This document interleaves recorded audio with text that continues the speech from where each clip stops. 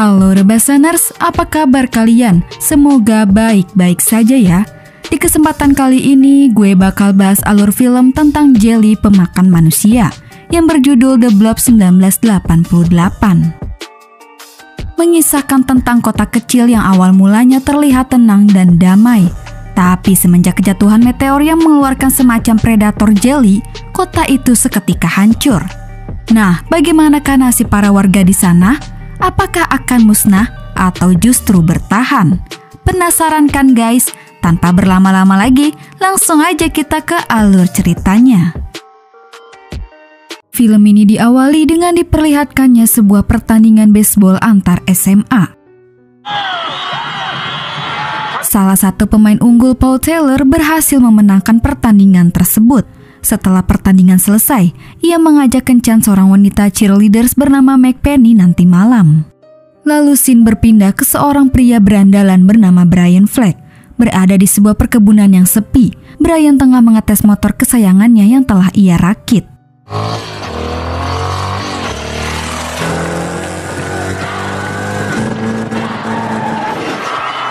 Untung saja Brian tidak terluka. Mengalami sedikit kerusakan, Brian meninggalkan motornya dan nebeng naik mobil menuju bengkel.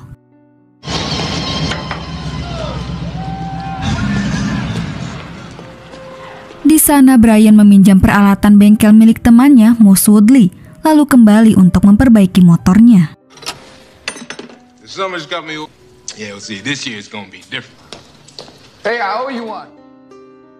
Kencan malam yang dinanti-nantikan akhirnya tiba. Paul segera menjemput Meg. Tidak mau kalah, adik Meg, Kevin, dan temannya Eddie pergi juga nonton bioskop. Bye, Eddie. Oh, Yeah, you look great. thank you. Di tempat lain, seorang pria tunawisma terkejut melihat meteor jatuh melintas di atas kepalanya.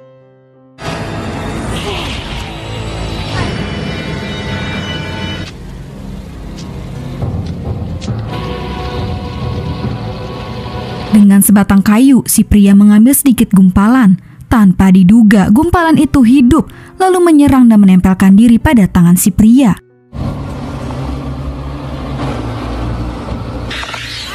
Di tengah kepanikannya, si pria bertemu Brian.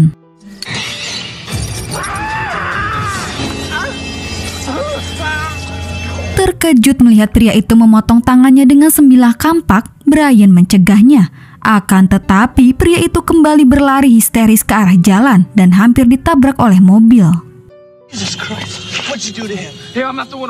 Kebetulan mobil itu dikendari oleh Paul dan Meg yang ternyata teman sekolah Brian. Melihat tangan si pria terluka, mereka langsung membawanya ke rumah sakit.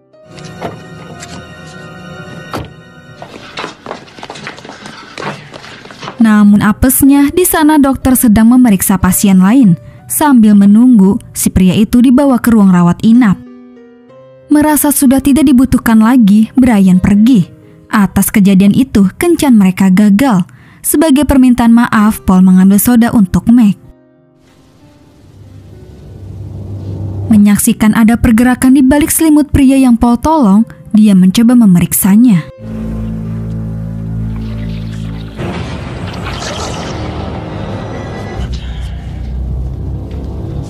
Mendapati separuh tubuh si pria seakan larut dan diserap oleh gumpalan jeli berwarna pink yang menempel di tangannya, Paul shock. Ia pun menelpon 911. Akan tetapi,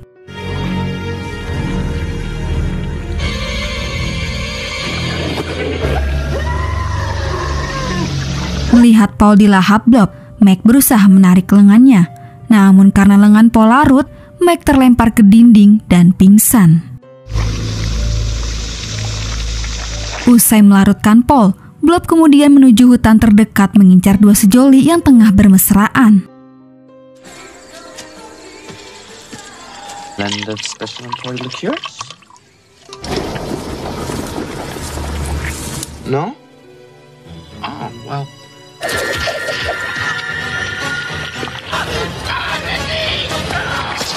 Setelah melahap dua sejoli, Blob lalu pergi ke selokan mencari mangsa baru.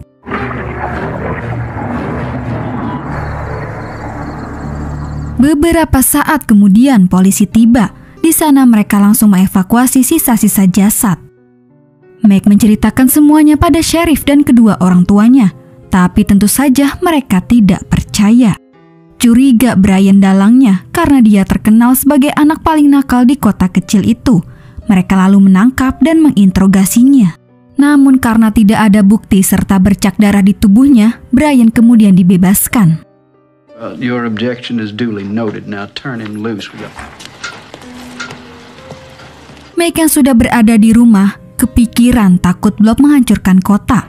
Tidak bisa dibiarkan, Meg lalu mencoba menemui Brian untuk meminta bantuannya, karena dia satu-satunya orang yang bisa diajak bicara.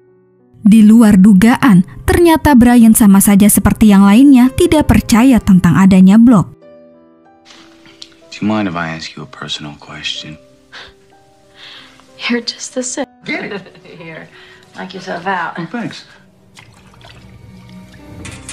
Tak butuh waktu lama, dengan mata kepalanya sendiri, akhirnya Brian melihat bagaimana Blob yang ukurannya sudah semakin besar itu melahap pegawai kafe lewat lubang wastafel. Brian mengajak Meg bersembunyi di ruang es. Mereka untungnya selamat karena ternyata Blob takut terhadap suhu dingin. Merasa situasi sudah aman, mereka berdua keluar dan pergi ke kantor polisi untuk melaporkan kejadian mengerikan itu.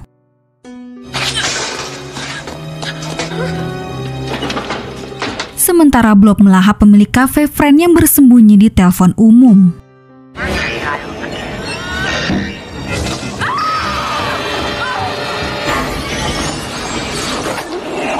Saat Blob selesai melarutkan Friend dan masuk ke saluran pembuangan air, seorang pendeta yang kebetulan lewat kaget melihat Blob dan kafe yang hancur. Dia mencoba masuk ke kafe melihat apa yang terjadi.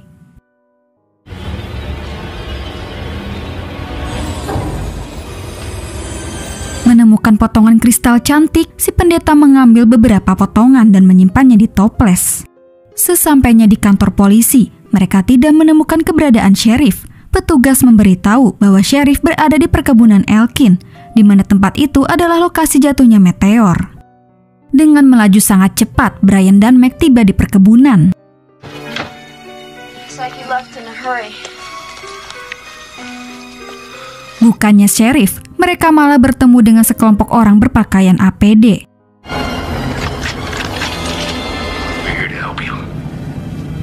Pemimpin mereka, Dr. Meadows, menjelaskan bahwa kedatangannya tidak lain untuk membantu mereka, karena memang mereka sedang memburu mikroba atau Blob.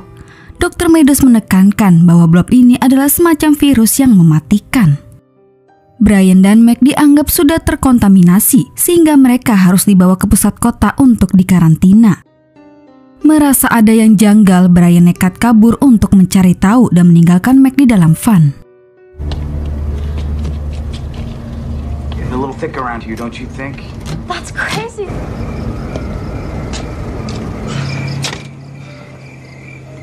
Saat sampai di pusat kota, ternyata para warga sudah dikumpulkan untuk karantina. Hey, oh, thank God you're all right. Back off to that damn movie. What movie? Menyadari Kevin masih berada di bioskop, Meg segera menuju ke sana. This man? You'll love this.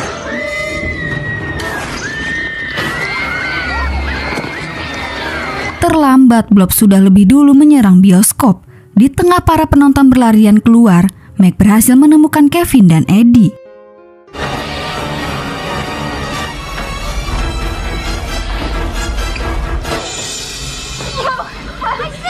Resleting jaket Kevin yang macet hampir saja membunuhnya. Mereka terus berlari dari kejaran Blob menuju saluran pembuangan. Sementara itu, Brian berhasil menguping pembicaraan Dr. Meadows dan rekannya Jennings.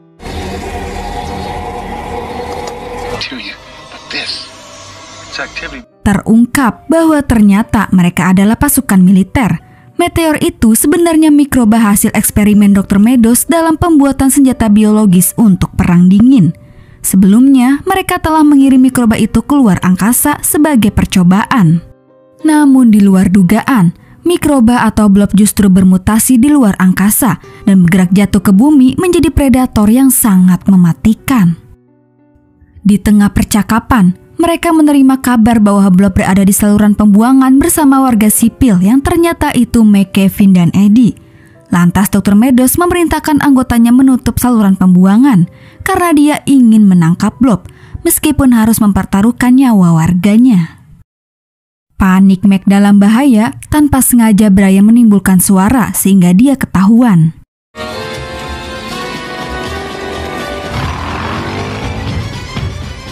Dengan kecepatan sangat tinggi, akhirnya Brian berhasil lolos. Lalu ia segera menuju saluran pembuangan menyelamatkan Meg.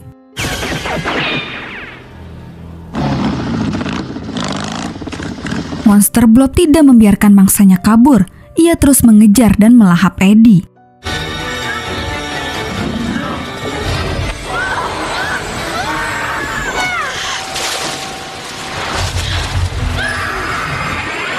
Meg berhasil mengeluarkan Kevin, tapi sayangnya dia terjebak.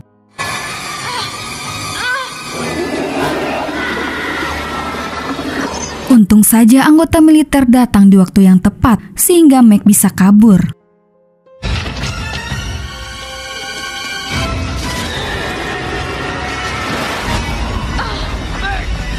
Brian dengan nekat membawa Meg pergi melewati Blob, yang akhirnya membuat mereka terjatuh.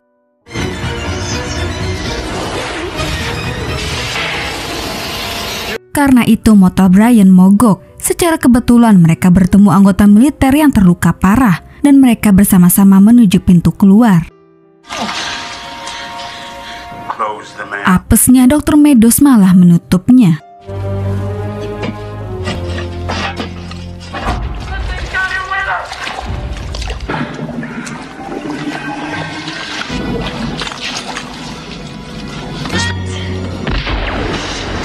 Dengan bom milik militer itu, Brian dan Meg berhasil keluar. Brian mengatakan pada semua orang bahwa Blob bukanlah virus, dan ini semua hanyalah akal-akalan Dr. Meadows untuk kepentingannya pribadi. Tetapi Dr. Meadows mengelak, mengklaim Brian dan Meg terkontaminasi sehingga harus dibunuh.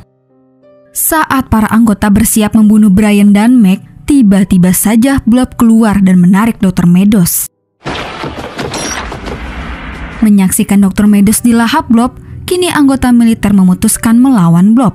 Mereka memberi makanan Blob tembakan dan bom. Tetapi itu tidak membunuh Blob, melainkan membuatnya ngamuk.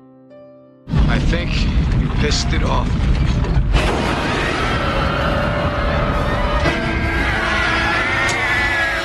Para warga berlarian menuju gedung untuk bersembunyi, tapi tidak dengan pendeta. Justru dia malah berdiam diri menatap Blob. Untung saja Meg berhasil memadamkan apinya dan pendeta selamat. Tahu titik kelemahan Blob, ia meminta para warga menyemprotkan gas pemadam kebakaran bersuhu dingin. Tapi tetap saja itu tidak membunuh Blob. Malahan Blob menelan separuh gedung dan melahap Sheriff Briggs. Sementara itu, Brian pergi ke garasi kota dan mengendarai truk pemadam kebakaran. Brian menyemprotkan gas suhu dingin itu dan menabrakkan dirinya ke Blob, menyebabkan mobilnya terguling.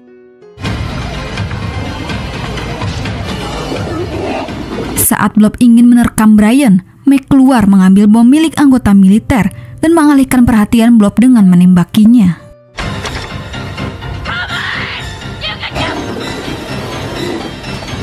Cara itu berhasil. Meg segera menaruh bom tepat di atas truk dan pergi. Apesnya kaki Meg tersangkut. Brian segera keluar dan menyelamatkan Meg.